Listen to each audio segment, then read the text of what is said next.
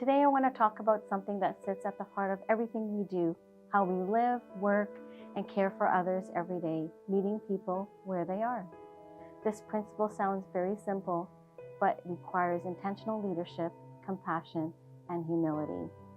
As an organization, we talk a lot about excellence, innovation, and delivering exceptional service. Those goals do matter, but they all begin with one fundamental principle: meeting people where they are. Every person who walks through our doors brings a unique story.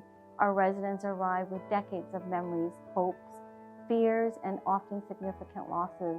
Their families carry emotions ranging from relief to guilt, grief, uncertainty, and hope. Our employees come to work with different strengths, life experiences, cultural backgrounds, and aspirations. A one approach doesn't fit everyone. Meeting people where they are means recognizing that every interaction begins with understanding before expectations. For our residents, it means seeing the person and not the diagnosis. It means preserving dignity, promoting independence whenever possible, and understanding that behavior is often communication. So when a resident is distressed, withdrawn, or resistant, our first question should never be, how do we correct this? Instead, we should ask, what is this person trying to tell us?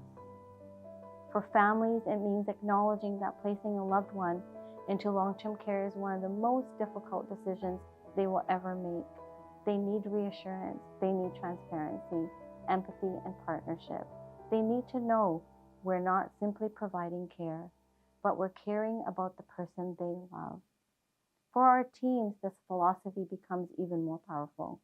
Not every employee learns the same way. Not every leader develops at the same pace. Not every team member arrives with the same confidence or experience. Our responsibility isn't to judge when people begin. It's to help them grow from where they are today. So what does it really mean to meet people where they are? It starts with being present, taking the time to understand before trying to be understood. Every person brings different experiences, strengths, perspectives, values, and challenges. A one approach doesn't fit everyone. Meeting people where they are is more than a leadership strategy. It's a mindset. One of the most powerful things that we can do is to meet people where they are. So how do we actually know where people are or where someone is? We watch, we listen, not just to what is said, but to what isn't. A change in tone, a shorter response than usual, someone who's normally chatty going quiet. We ask open questions instead of assuming we already know the answer. And maybe most importantly, we create enough safety that people feel like they can show us through their own words or actions where they really are. For yourself, this also requires looking inward. Meeting people where they are means seeing the person in front of us without letting our own assumptions or judgments shape how we respond. True leadership asks us to recognize those assumptions, to set them aside, and become genuinely curious about someone else's experience. It means accepting people without judgment, but not lowering our expectations, rather starting from a place of respect. It's quietly giving people permission to be where they are. It's saying without words, it's okay to be where you are right now, and we'll support you as you move forward until you're able to stand on your own. This doesn't lower our standards, it raises them, because excellence isn't created by demanding more, it's created by developing people. When staff feel psychologically safe, respected, and supported, they engage more, they collaborate better, provide safer care, and stay committed to our mission. As leaders, our culture is our responsibility. Policies establish expectations, processes create consistency, but culture determines how people experience our organization every single day. Residents feel it, and the families notice it. So here are a few questions worth asking ourselves every day. What does this person need from me today?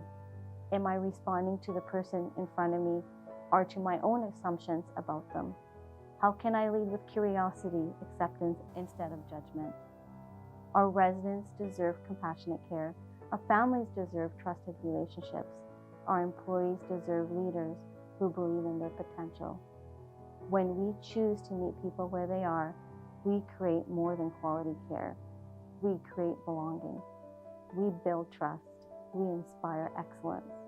So thank you for your commitment to one another, to those we serve, and to the values that define who we are. Together, let's continue meeting people where they are.